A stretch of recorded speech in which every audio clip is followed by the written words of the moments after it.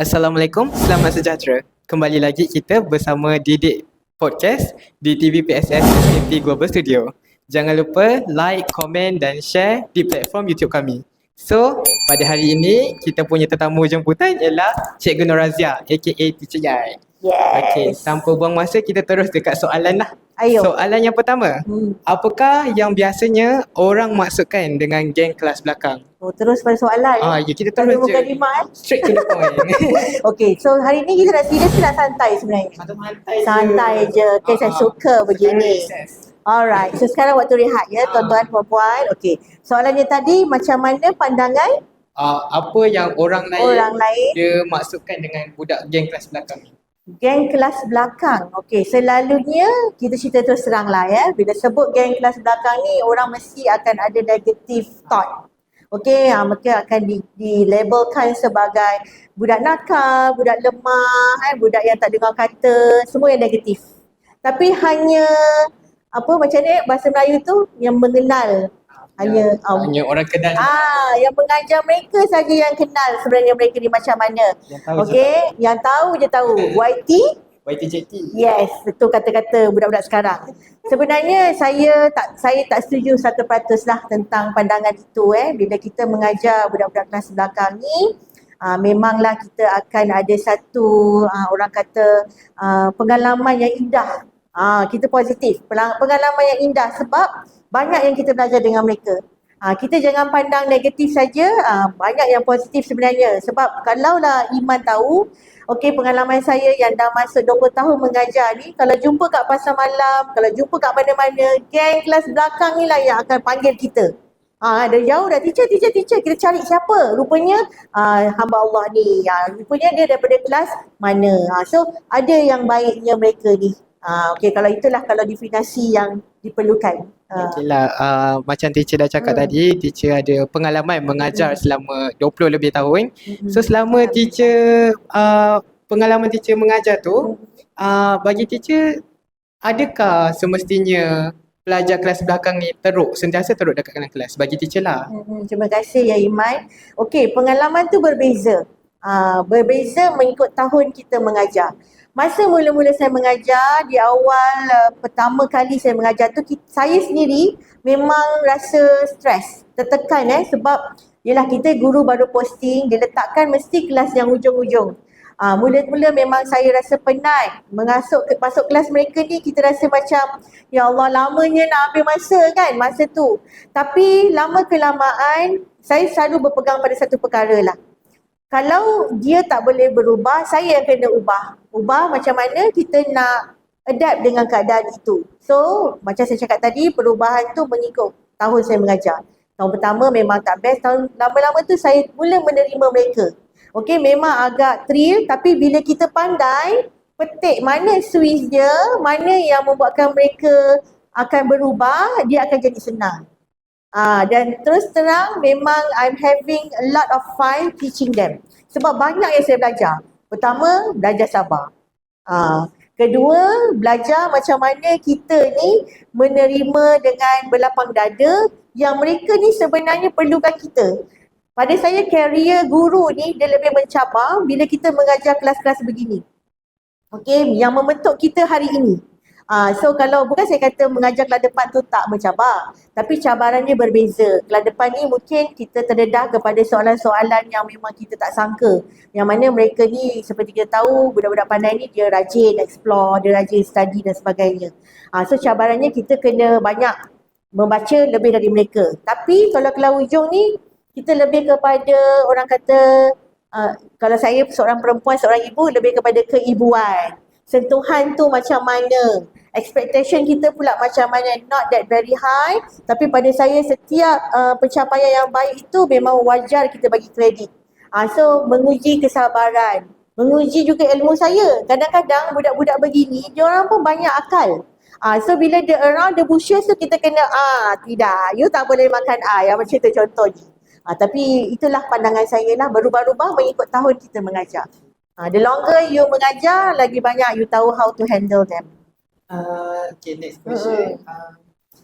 Kalau masa teacher mengajar inside class, teacher ada nampak lah pelajar ni macam kurang fokus ataupun dia tengah main-main, memang tak fokus dekat dalam kelas lah. Apa yang teacher akan buat untuk make sure diorang tu still fokus dekat dalam kelas? Okey, ada beberapa kajian yang saya baca lah sebelum ni Memang geng-geng kelas belakang ni, sebenarnya bukan kelas belakang tau, dia meja belakang. Sebenarnya lebih kita fokus banyak. Okey, diorang ni ada satu psikologi yang mana kenapa dia pilih duduk belakang, sebab dia tak nak direct eye contact. Okey, mereka tak nak terlalu orang kata apa, tak boleh fokus. Jadi bila kita tahu kelemahan dia dua ni, kita buat yang dua ni. Maksudnya cikgu-cikgu ni memang bijak psikologi. So selalunya kita sebenarnya budak depan ni lagi selamat daripada budak belakang. Budak depan ni dia takkan ditanya, takkan apa. Okey, tapi kalau orang-orang yang belakang ni kita akan lebih fokus. Kita lebih kepada eye contact dengan dia. Kita macam kalau you tanya I sendiri, I memang akan pergilah dekat mereka tu. Like kajian mengatakan 70% cikgu kena bagikan budak itu yang bergerak. Kita 30% saja. So student centered. Jadi pastikan kita memang fokus kat dia, kita sebut nama dia. Sebenarnya satu lagi fun fact, mereka ni suka nama mereka disebut. Dia rasa bangga. Jadi kita akan sebut selalu nama dia. Contohnya nama dia Irfan kan? Irfan cameraman kita nama Irfan. Okey, contohnya. So kita panggil Irfan dia, so bila setiap kali kita sebut nama dia, dia mesti akan dia akan suka. Dan percayalah dia akan sentiasa macam rasa cikgu ingat saya. So itu antaranya, selain daripada kita pengajaran yang berbeza lah. Untuk budak yang macam ni, kalau mereka suka fun learning, boleh nak fun, tapi not all the time. Dan selalunya konsep saya ialah saya suka bagi reward. Maksudnya you siap kerja cepat, you buat betul-betul, tulisan you cantik, you on time, okay, you boleh main laptop. So pelajar ni akan ikut, insyaAllah. Okay, dan kita tak perlu banyak mengajar. Satu hari, contohlah macam English, kita cuma ajar is dengan R sahaja. Sebab kita nak ada quality, bukan quantity. You ajar banyak macam mana pun, mereka tak boleh terima, lupa, kita makan hati. Besok kita tanya, tak dapat. So cukup 1-2 sahaja, yang penting objektif tercapai, ada sesuatu yang mereka dapat. Alhamdulillah. Soalan seterusnya, selama teacher ngajar ni, ada tak story yang pelajar kelas belakang ni akhirnya berjaya? Yang ni sensitif. Saya tak boleh. Saya ni mudah keluar air mata lah cerita. Tapi memang ramai. Banyak. Tengok benda cerita dah nangis macam mana Iman. Okey, tapi ada sesuatu yang istimewa. Yang mana memang pelajar kelas hujung. Dia sebenarnya bila kita tengok pelajar-pelajar ni, dia ada yang masalah yang berbeza. Tapi yang really caught my eyes, caught my heart, ialah mereka yang ada background problem lah, background family yang masalah lah banyak Antaranya ialah semua pun tahu, ada yang parents dia divorce, ada yang tak tahu parent mana, mak gimana duduk dengan atuk. Jadi bila you selam, you deep dive, you akan tahu kenapa pelajar ni bermasalah. So bila kita kenal pasti mereka, we touch their soul, kita didik perlahan-lahan, kita percaya. Pada saya kena percaya. Kita kena selalu bagi tahu dia yang you need to change your life dengan cara belajar. Belajar ni dia tak boleh kayakan awak, tapi dia boleh memudahkan urusan you. So ada satu student saya yang mana saya selalu cakap dengan dia. Saya kata, saya tak sebut nama, sensitif lah saya tak sebut nama lah.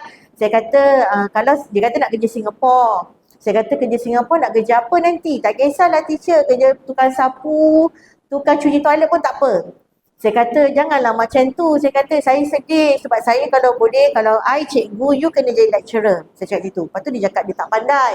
Taklah teacher, saya tak pandai lah, bodoh lah ya budak kan. Saya kata jangan macam tu. Saya kata walaupun you tak pandai, you boleh berjaya. I hope that one day bila I jumpa you, you mestilah tukang cuci, tukang kemas, tapi boss. You own the company, you buat cuci toilet, you cuci rumah orang, tapi you are the boss. Ya, mudah-mudahan saya cakap ulang-ulang dengan dia. So dia senyum aja.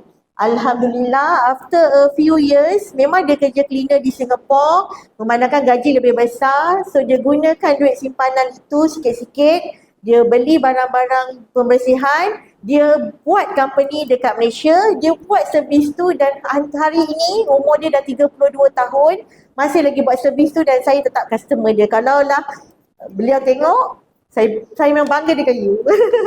Okey, tu antaranya lah. Banyak lagi sebenarnya, banyak. 20 tahun mengajar kan masa yang panjang.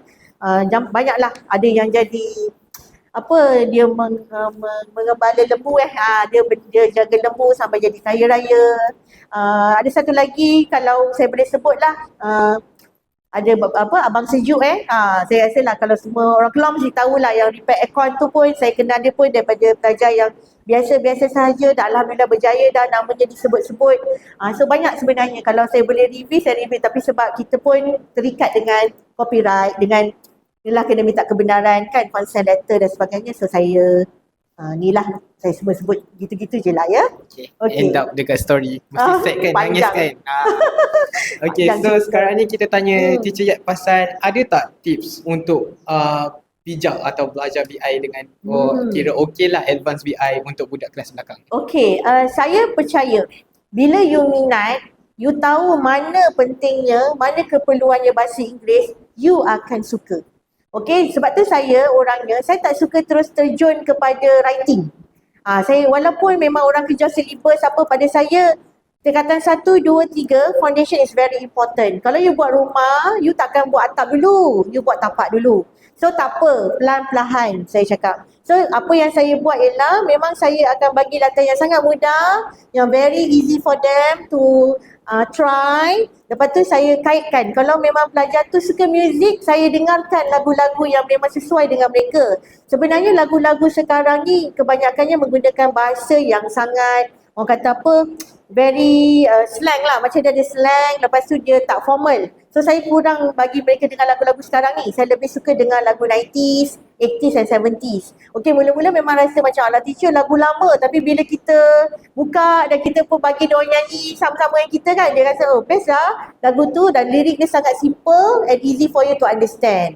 Itu number one. So saya suka mereka minat dulu. Lepas tu diikuti dengan main-main game lah. Saya tak pandai sangat macam Cikgu Rizal. Cikgu Rizal very good in game-game ni semua. So saya ni orangnya masih manual. Jadi apa yang saya buat, saya suka benda-benda yang paper and scissor and marker pen.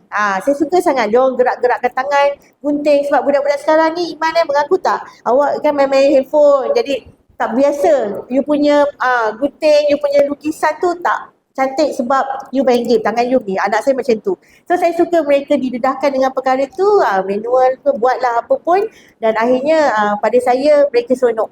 Ada satu, saya nak kongsi lah, satu latihan yang mana saya suka bercakap in English dan saya nak mereka interpret apa yang saya cakap tu through lukisan. Contohnya saya kata, one fine day, I go to school with my friends, with a beautiful scenery. So bila budak-budak tu dia akan lukis. Kalau dia faham with my friends, ada S kan, so meaning that plural.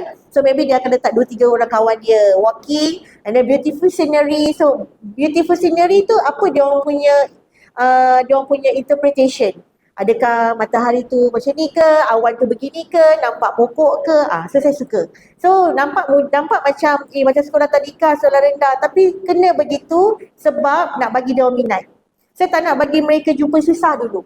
Dan saya percaya cikgu-cikgu yang mengajar yang subjek yang kritikal kan, macam fizik, kimia, bio and math pun, saya percaya mereka pun akan lompat-lompat ikut topik yang mana senang dulu. Supaya mereka ni ada good impression tentang subjek tersebut. Selain tu cikgu mesti fun lah kan, jangan suka marah-marah, happy-happy kan, marah boleh certain time bila perlu. Betul tak Iman? You belajar dengan I macam mana Iman? Okey Okey je. Teacher Yat very fine. Jangan risau, dia tak ada garang-garang pun. Manis gitu. Okay, last question. Ada last dah? Minitnya. Saya tak boleh, saya kurang-kurang 1 jam ya. Rizal, tolong panjangkan Rizal. Okay. Apakah nasihat teacher kepada pelajar-pelajar geng kelas belakang ni lah? Teacher punya ada kata-kata untuk orang ke? Untuk anak-anak saya yang berada di kelas belakang, kita panggil anak, kita sayang macam anak kita. Belajarlah mencari ilmu, jangan menunggu ilmu. Mencari ilmu ni maksudnya you kena bekerja lebih sikit. Cikgu ni cuma membantu you, tapi you kena extra. Okay, kalau hari ni teacher bagi a few words, balik rumah tambah-tambahlah words tu. Number 1, carilah cikgu you. Jangan sampai cikgu tunggu. Okay Irfan, kelas tambahan minggu depan. Sebelum cikgu cakap, you dah cakap cikgu dulu. Teacher, minggu depan ada kelas tambahan tak teacher? So kita seronok. Okay, jangan menunggu. Kena mencari. carilah guru. Okey, jagalah hubungan you dengan cikgu. Dan ingat selalu cikgu-cikgu ni dah makan garam. So kalau dia susah, dia tak nak anak-anak dia susah. Mana ada mak nak anak-anak susah kan? So kita nak you senang. Jadi dengarlah kata-kata mereka. Setiap nasihat mereka tu sebenarnya daripada pengalaman mereka sendiri. Dan juga have fun lah. Belajar seronok-seronok. Sekolah adalah tempat yang paling indah. Yang mana you akan ada sweet memories. Dan sebenarnya you akan rindu sekolah ni. You akan memang rindu nak belajar. Okay? Dan untuk English, kena sukalah English kan. Macam mana nak pergi international, you kena ada medium yang baik, iaitu bahasa Inggeris. Bahasa Inggeris ni mana-mana negara pun insya-Allah orang akan faham. Okay? Okay, that's all. Kita Saja. punya ni didik podcast kita sampai di sini saja. Harap korang semua tergerak hatilah ataupun terhibur juga dengan jawapan-jawapan teacher. InsyaAllah. Boleh juga ambil sebagai rangsangan untuk teruskan korang punya pembelajaran lah. Okay, that's all. Sampai sini saja. Sekian, terima kasih. Terima kasih. Bye-bye.